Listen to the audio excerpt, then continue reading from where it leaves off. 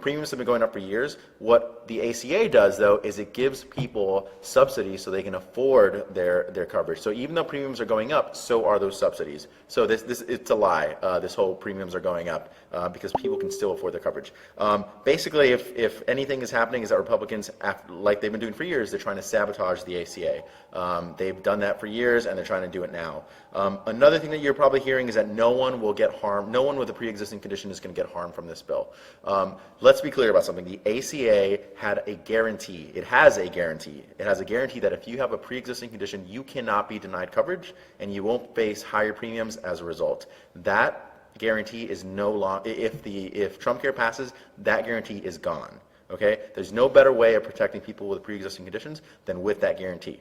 And lastly, this Trump Care allows states to waive certain benefits. So you'll see things like, if you're an older American, you'll see premiums that are 5 times higher than what you're paying now. You'll see lifetime limits that you can go through in a year. If you have, a baby who's born with an expensive medical condition, they might go through their lifetime benefits in a matter of months. So this is serious. This is people. If this bill becomes law, it would harm families. Poor families, working families, immigrants, women, children, Medicaid. Half of Medicaid recipients are children. This is big for everyone in this country. So again, these are the kind of lies you'll be hearing, and just keep in mind that those aren't the facts. One more lie comes up that seems to, maybe they're not stating it explicitly, but they're kind of implying it, and that is that the Affordable Care Act is dead already. Yep. And it's not. Yeah, no, so it was interesting. After the vote on Thursday, they had this big celebration at the White House Rose Garden. A bunch of pictures. Ryan tweeted out something about how he had repealed and replaced the ACA. They want people to think that they've replaced it. They haven't done anything. They've done the bare minimum, and they barely got it through the House, and we're going to stop it. So as of today, Obamacare, the ACA, is still the law of the land, and we're going to keep it that way, but only if you keep coming out and you keep pressuring your members of Congress. It's passed the House, but it still has to go through the Senate. And as long as we keep pressure on both the House, make sure that they realize that they took a bad vote, and then also on your senators, on your 2 senators, we can stop this bill. So it's super important that you stay on both your representative and your 2 senators. And Kenori is going to tell you exactly how to do that, right? Yeah, so I think that some of these issues can sound really overwhelming, but there are a lot of different things that you can do to hold your members of Congress accountable. In fact, people are already doing it all over the country, from every corner, from Maine to California to Florida. We're seeing so many different actions. One of my favorite examples comes from Indivisible's San Diego, actually. Worked together really harmoniously with another Indivisible group down in Florida, where they found out their missing member of Congress, Darrell Issa, who voted yes for the incredibly atrocious bill that Angel just talked about, was actually down in Florida for a fundraiser instead of facing his constituents and explaining why he voted the way he voted, against their best interests. So they worked together and sent out a crew of kayaktivists, folks with signs and kayaks. They went and approached the boat where he was having a fundraiser, and forced him to speak to them and say, hey, I'm going to come out, I'm going to go back to my constituents and explain my vote in a town hall. And that was largely because of the work of the activists on the ground. Really, really exciting stuff to see that. We also had other groups in Florida, like Palm Beach Indivisibles, one of my favorite groups to talk about, because they planned an entire week of actions immediately after the vote. As soon as last Friday, they had incredible protests planned. They had another this morning in front of Rubio's office. Everything including digital actions, in-person actions, die-ins, social media graphics, everything. Really, really impressive stuff. In New York, we saw an empty chair town hall over in Amityville. Really, really hilarious and effective, targeting Representative King. I really love this one because they brought out a cardboard cutout of their congressman, and over 200 angry constituents directed their questions right at him, got all of the press coverage that they needed, and there is no mistaking where they stand on this bill.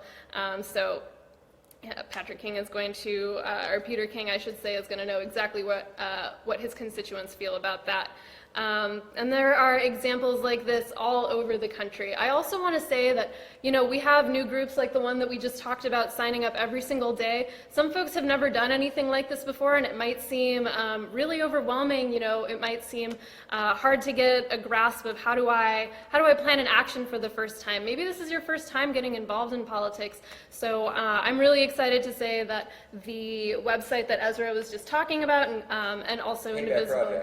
Payback Project, yes, and IndivisibleGuide.com both have so many resources to help you get started. We have a great die-in toolkit that just went out. I also want to give folks who are watching today a little preview. We've got another toolkit coming out this week that we're really, really excited about. Some folks may have heard in the news that Refs Maloney and Gallego are offering themselves to constituents of neighboring congressmen who aren't facing their people in town halls to explain the AHCA, what exactly is in this bill, why are their reps voting the way that they're voting, how is this going to affect them. When folks aren't facing their constituents can ask others how the bill is going to affect them, and we're going to put out a toolkit so that people who aren't hearing from their congressman can reach out to others who are actually willing to talk about how this issue affects the people on the ground. So stay tuned for that. That's awesome. Well, great. So you've heard how bad this bill is. You've heard that it is not law yet, and you've heard how you can make your voice heard a little bit. Now we're going to get to your questions. We're going to dive right in. And like I said, we have this team of volunteers going through the Facebook comments right now. So if you're watching this live feed, put in your questions, and we'll try to get it up and answer as quickly as possible. So we are going to start, and I have this right in front of me, with Melanie from Arizona, who says, the bill already passed in the House. Why should we focus on the House during this recess? Shouldn't we be looking to our senators because that's what's coming up next? You got answers for Melanie? Yeah, sure. Hi, Melanie. So that's a good question. So the short answer is you have to do both, right? The House took a really, really bad vote on Thursday, and if your member was one of those members that voted for Trump Care, they need to hear from you. The strongest message you can send the Senate is that blowback, right? If the Senate sees that there is no repercussion for that bad vote, then they're going to feel like they have a little bit more freedom than they really should. So the most important thing is make sure that your member, if they voted for Trump Care, they hear from you about how upset you are. And if they voted against it, make sure they hear from you that you are happy and thankful that they did that. You should also be making sure that your senators know that you oppose this bill. Right now, there are senators in the Senate who are already thinking about how they respond and whether or not they draft their own bill or they move this bill. So you need to be focusing on both. But this week, payback recess, your House member needs to hear from you. Yeah. Kenora, I'm curious if you've seen indivisible groups on the ground targeting both representatives and senators at the same time, or they do it in different events. Yeah, absolutely. Palm Beach, where we talked about some of those different events, is a great example of exactly this. Just this morning, they had a great protest outside of Senator Marco Rubio's offices, telling them exactly how they feel. They also have an empty chair town hall planned to target Brian Mast, who, as we all know, voted yes on the atrocious bill. So there's no reason that you can't do both, and we're seeing examples just like that in a number of different states. Yours should be one of them. Mm-hmm.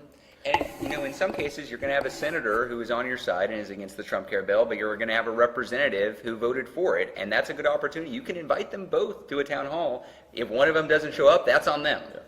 And the big difference right now, though, is that the House is in recess, and this is what they're supposed to be doing. They're supposed to be back at home talking to constituents. That's why it's your opportunity to make sure that your representative hears from you, and don't let them hide from you. They need to hear from you. So make sure you go down to their office. Make sure you keep calling. They need to hear about that vote. Mm-hmm. Great. Okay, so we've got Liz from California. What is a CBO score, and why didn't they wait for one before they passed the bill?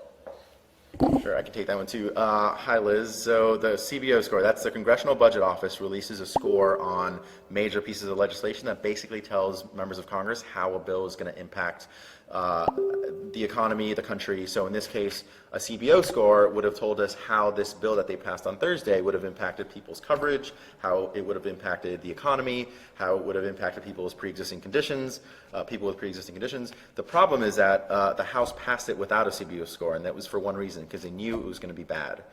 They knew that it was going to have bad numbers, that it was going to reduce coverage for millions of people, like 24 million people, and they were afraid that if they got the score before they had the vote, they weren't going to be able to get that vote through. So they rammed it through the process without a score, which is unacceptable. They basically voted for something that they didn't know how it was going to impact their constituents. That should be unacceptable to everyone.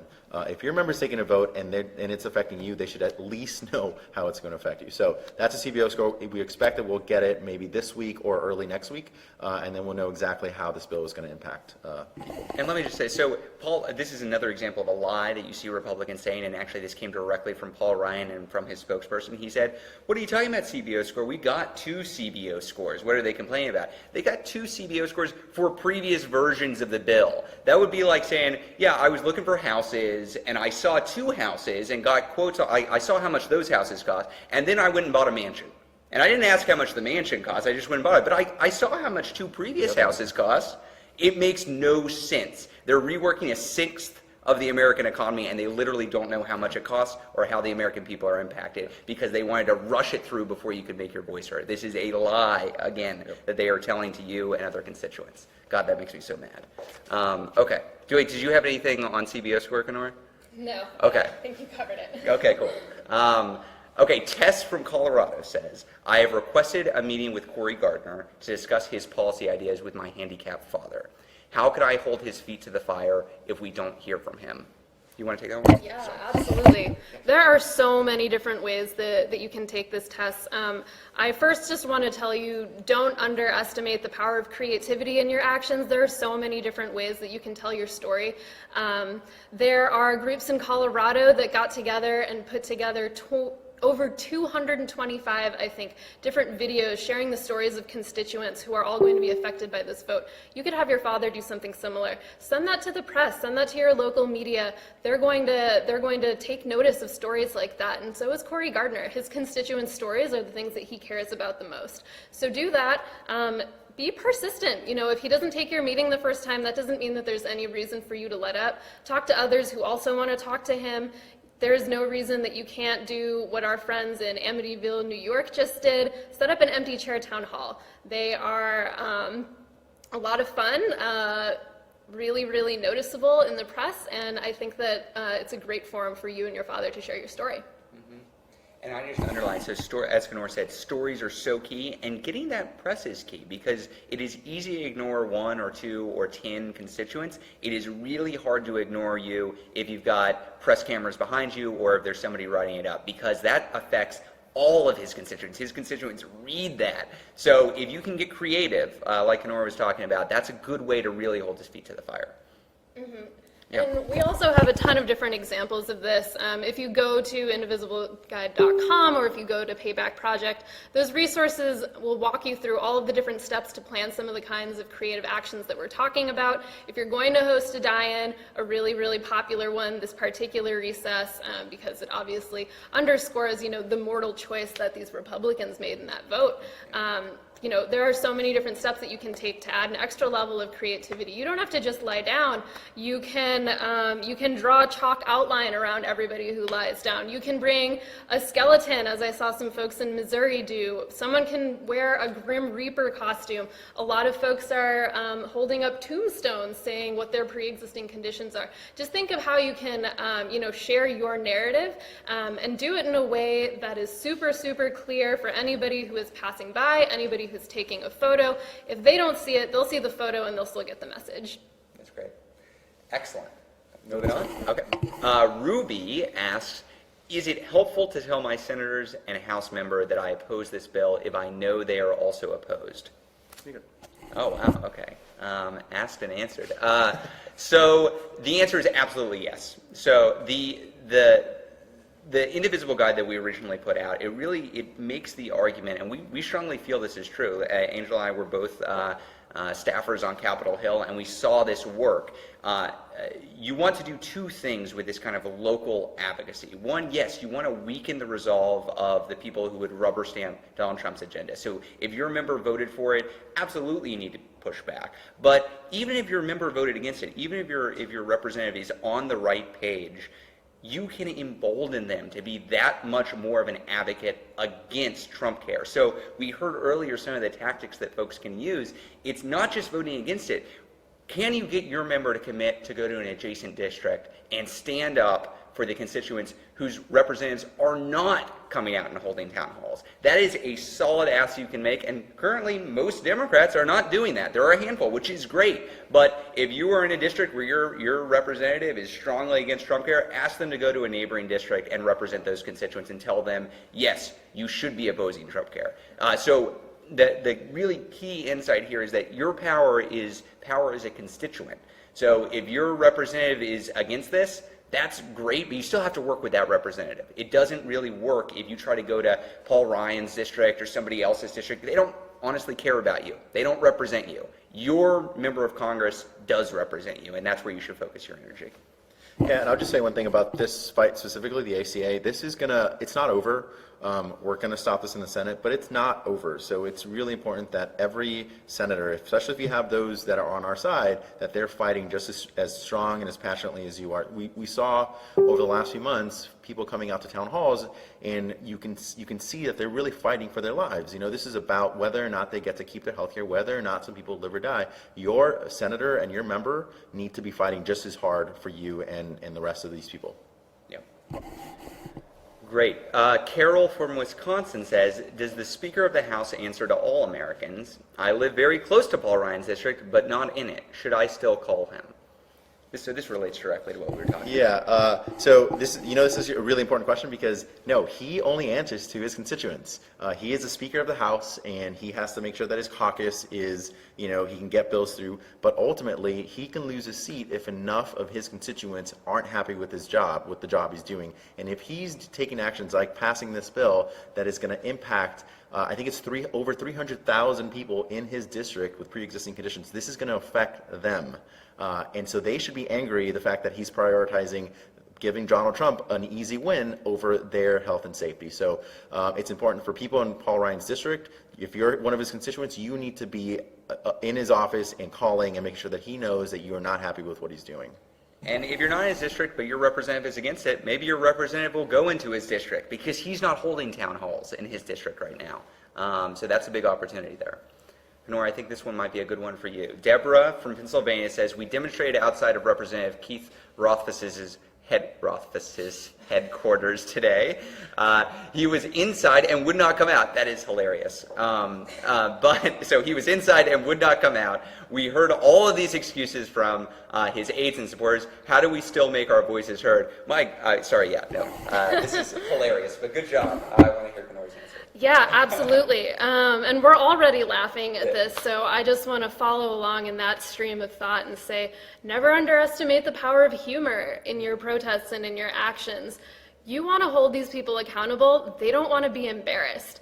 Make them pay politically.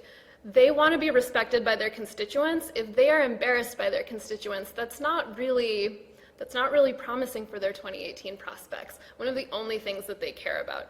Sometimes, we can be really, really cynical about how much our congressmen care about us, but that also shows how we can sort of flex our power, right?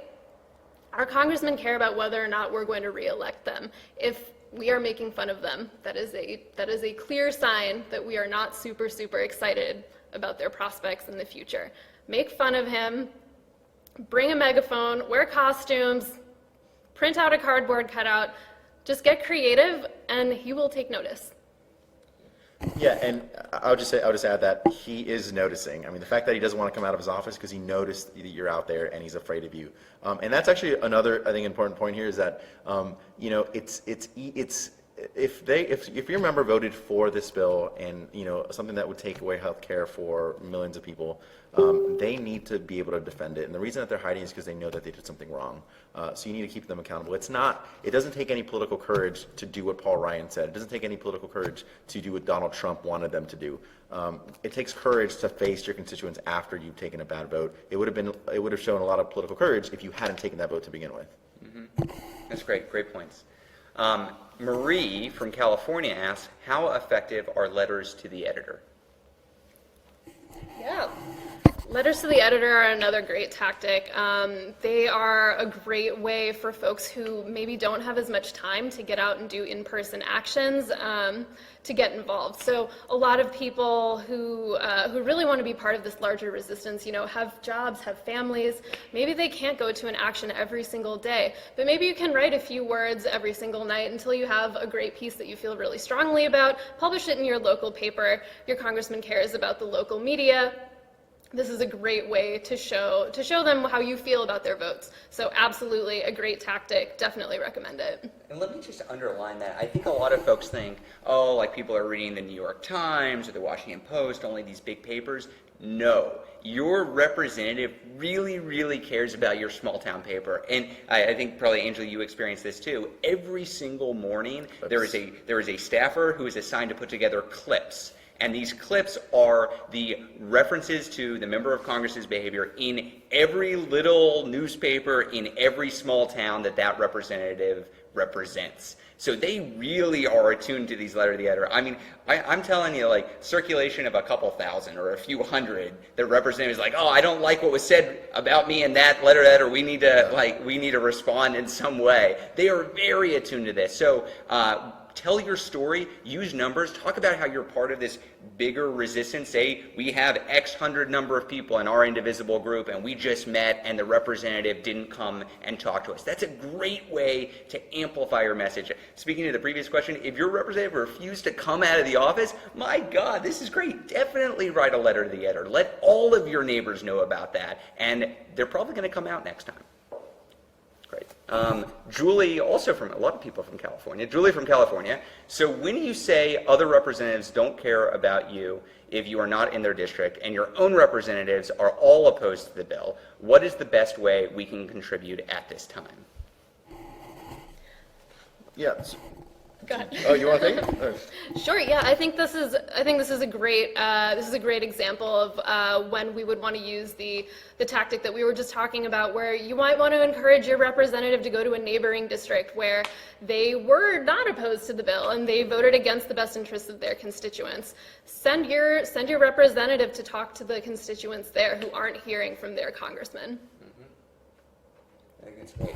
And we're coming, like Kanor mentioned earlier, we're coming out with a guide pretty soon, a toolkit pretty soon on exactly how to make that ask. So in the next couple days, look out for that. One more. I'm being told last question from Michelle. How do we get the congressman to stop saying that our resistance is, this is in caps, is made up of paid protests or paid professionals, but ordinary people? Some who have never, also in caps, been political before. Makes me, also in caps, so mad when I hear that. So I will say it makes me a little bit mad, but I mostly just laugh at this. The idea that that this is somehow a huge paid protest is probably really comforting to these members of Congress, right? They live in this alternative universe where nobody's angry with them, everybody loves Trump, they're really popular, and so they make up this fiction that everybody's receiving checks to do this, because the truth is much more uncomfortable. The truth is that Trump is deeply unpopular and that nobody wanted to see this Affordable Care Act replacement passed. And so your job is to make really clear that that's the case. So that's a preface to more insightful answers, I think, from y'all about how to best do this. Yeah, I mean, I was going to say, I hear this all the time as somebody who, is an activist even outside of work. Take it as a compliment. You guys are doing such a good job that they think that you're being paid thousands of dollars to do this. Yeah. That's great. And a lot of you are doing this for the first time. I think that just speaks to the power of the groundswell that we're seeing and the power of our larger resistance. It can be frustrating, but honestly, it shows that you're being really effective. That's great. So I think we're almost out of time. I just want to do one last pitch for why we're in such a sort of important moment. Look, there's always going to be a lot of things happening on the Hill. There's things this week on the Senate. There's going to be things next week in the House. This ACA fight is really a matter of life and death, and we need to stop this now. And so the best way we can do this is if you keep your pressure on your House member for the bad votes they took, and that you make sure that this doesn't get out of the Senate. This is the only way we're going to do this. So this is the most important issue right now to be focusing on. Great. And so go to paybackproject.org. Check out that new work we're doing with Move On and Town Hall Project. Go to indivisibleguide.com and check out all the resources that Kanur was talking about. Let us know in the comments here if this is helpful. We're doing this as an experiment to try to respond to the group. So if you like these Facebook Live events, if we're answering questions that's useful, let us know. If you would like to see something else, let us know that too. That's what we're all about here. So thanks for tuning in. Go watch Rachel Maddow. We started doing these at 8:30 so we don't overlap with her anymore, as if we could compete. So please tune in next time. Let us know what's helpful, and we'll see you again soon. Night.